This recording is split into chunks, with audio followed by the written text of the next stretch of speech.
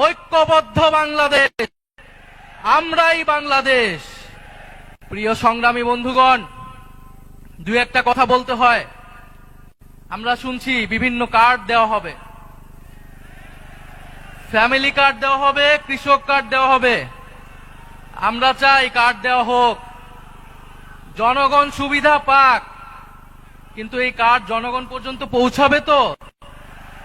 2000 টাকার কার্ড নিতে 1000 টাকা ঘুষ দেওয়া লাগবে না তো? তাহলে ঘুষ, চাঁদাবাজি সেটা যদি আমরা নির্মূল না করতে পারি, এই সকল সুযোগ সুবিধা কি জনগণের কাছ পর্যন্ত পৌঁছাবে? একদিকে বলা হচ্ছে কার্ড দিবে, আরেকদিকে ঋণ খেলাপিদেরকে সংসদে নিয়ে যাওয়ার চেষ্টা করা হচ্ছে, নির্বাচন কমিশনকে ব্যবহার করা হচ্ছে, আদালতকে চাপ প্রয়োগ করা হচ্ছে। ফলে এ কেমন দ্বিচারিতা?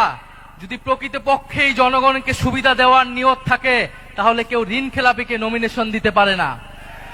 যারা ঋণ পরিশোধ করে নাই, তারা সংসদে গেলে আপনার মনে হয় তারা ঋণ পরিশোধ করবে? আর এরা আবারও ঋণ নিবে, এরা আবারও টাকা লুট করবে, এরা আবারও টাকা পাচার করবে বিদেশে। আমরা তো এই বাংলাদেশ চাই নাই, আমরা তো সেই লুটেরাদের বিরুদ্ধেই গণ অভ্যুত্থান করেছি। পরে নতুন কোন লুটেরাদের আমরা ক্ষমতায় যেতে দেব না, বাংলাদেশের জনগণ তাদেরকে ক্ষমতায় যেতে দেবে না। সংগ্রামী বন্ধুগণ, বলা হচ্ছে বস্তিবাসীকে ফ্ল্যাট দেওয়া হবে। বস্তিবাসী ফ্ল্যাট চায় নাই আমাদের কাছে, আপনাদের কাছে। বস্তিবাসী চায় নিরাপদ জীবনের নিশ্চয়তা, বস্তিবাসী চায় মর্যাদাপূর্ণ কর্মসংস্থান। বস্তিবাসীকে ঢাকা শহরে আজ পর্যন্ত যারা ফ্ল্যাট দেওয়ার অঙ্গীকার করেছে, তারা বস্তি উচ্ছেদের পরিকল্পনা করেছে। তারা বস্তিতে আগুন লাগিয়েছে, বলা হয়েছে আপনাদেরকে ফ্ল্যাট দিব, আপনারা বস্তি থেকে উচ্ছেদ হন। আমরা আল্লাহ না করুক হয়তো এই ধরনের কোনো প্ল্যান নাই।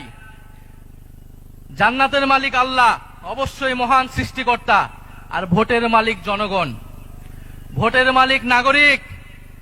দেশের মানুষ বুঝে বুঝে যাবে আরো দ্রুতই যে কারা নির্বাচনের আগে প্রতারণা করছে, কারা দেশের মানুষকে ঠকাচ্ছে, কারা সংস্কারের বিরুদ্ধে অবস্থান নিচ্ছে। প্রিয় সংগ্রামী বন্ধুগণ, 12ই ফেব্রুয়ারি 10 দলীয় নির্বাচনী ঐক্যের সমর্থিত যার প্রার্থী রয়েছেন, যার যেখানে মার্কা রয়েছে, এই ঢাকা 15 আসনে দাঁড়িপাল্লা, অন্যান্য আসনে শাপলাকলি, রিকশা সহ 10 দলীয় জোটের যেই মার্কাগুলো রয়েছে, আপনারা তাদেরকে জয়ী করবেন, তাদের সাথে থাকবেন। আমরা ঐক্যবদ্ধভাবে বৈষম্যের বিরুদ্ধে, দুর্নীতির বিরুদ্ধে আর ইনসাফের পক্ষে আমরা নতুন বাংলাদেশ গড়ে তুলব।